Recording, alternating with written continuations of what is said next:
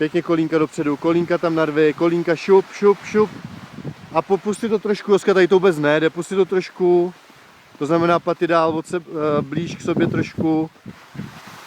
A když se ti to moc rozjíždí, jak se připluš. Pojď, jedem. Ruce na kolena. Šup. Pokrč je kolena. Pokrč, pokrč. Tak a pěkně vždycky zamáčkneš, aby jsi udělal, a zkus udělat oblouček.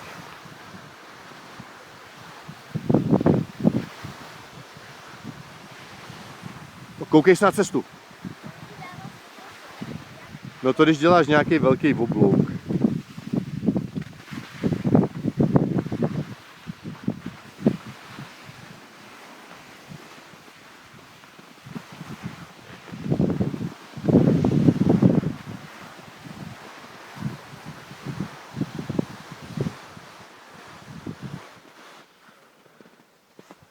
Pojď, jedem.